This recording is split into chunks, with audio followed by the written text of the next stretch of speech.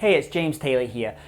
I want to tell you about a retreat I was at recently and why I believe that there's great value in taking retreats, creative retreats every so often. The retreat I was giving, I was talking about creativity to a group of about 30 musicians. It was actually a guitar retreat. I was there specifically teaching around creativity. And as I was teaching at this retreat, I was reflecting on how important retreats or camps or multi-day events can be in our learning, our development as creatives. One of the main reasons I think that retreats are so powerful is it's one of the rare chances that you have of taking a real deep dive journey in your learning. So if you've ever attended, it could be a music retreat, it could be a writing retreat. There's even entrepreneurial retreats where you go away. A good friend of mine, Chris Guillebeau, has one in the Far East where you go away for a week.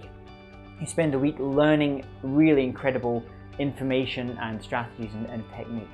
So one of the main values about taking a retreat is, unlike maybe throughout the rest of the year where you're maybe kind of salami slicing your time to learn specific things and you're doing what we call just-in-time learning, with a retreat it allows you to really have a deep dive and get completely immersed in this subject, and that's incredible from a learning standpoint. So that's the first reason I think they're great. The second reason is if you're an experiential type of learner. So if your learning style is, if you understand that people learn in different kind of ways. If you really enjoy learning by interacting with other people, hearing what other people have to say about a subject or a new area or something you're trying to learn, if you think better by speaking your ideas or discussing your ideas with others, then retreats can be incredibly powerful.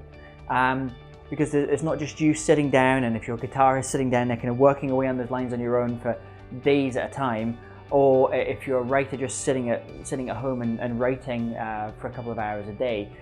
If you love to discuss your ideas and get feedback on your ideas, and also allow other people to spark your creativity and your ideas, so you're really an experiential learner in that way, then retreats can be incredible. But the third reason I think that there's great value in taking a retreat and going on a retreat is the networking potential of retreats. In my podcast with the different guests I have every week, one of the things I ask them is, if they had to start again, how would they restart? And the number one thing that they talk about is getting out there, meeting other people that are interested in the same thing as them, and interacting with those people and building relationships with those people. So when you attend a retreat or a camp, one of the things that you're doing there is actually building relationships with other people. Whether that's because you want to be doing this thing full time, professional at this, whatever this endeavor is, or whether it's just simply because when you come away from the retreat, you want to have someone that you can connect with either online or offline to help support and act as a bit of a buddy system for what you're doing. So there are the three reasons I think that I think retreats are incredibly powerful. Now, obviously you can go and attend a retreat yourself. There's music retreats like the one I was speaking at. There's writing retreats. There's art retreats. There's entrepreneurial retreats. In your area, there'll be multi-day events, workshops that you can go to and attend. That's the easiest way of doing it, really. Let someone else organize everything and you can just go there and enjoy the learning. Another way you can do it is you can group together a bunch of people that you know are interested in the same thing and actually just block out some time, go away somewhere, and maybe each of you someone teaches a morning session, someone teaches an afternoon session, and you could change it around so you can all learn from each other. That's a totally valuable way of doing that. The final thing I would say about retreats is I personally really like retreats that are not in cities. I like going to rural environments. I'm not quite sure why that is. I don't particularly find I get many more new ideas outside in nature, but it just allows me to kind of press a reset button because it's outside of my usual place of where I'm spending my time. And if I'm in nature, I'm around nature, I'm in forests or woods or by streams and rivers or the sea. I think it adds something to it, adds a power to it, just kind of gets you out of your environment.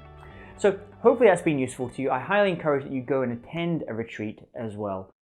Hi, it's James here. Did you enjoy that episode? If so, there's two things that we can do to continue the journey together. Firstly, I would love if you to subscribe, give us 5 stars and leave a comment. Secondly, if you go to jamestaylor.me, and enter your name and email address, I'm going to send you some free goodies all around creativity and innovation. Look forward to continuing the journey together.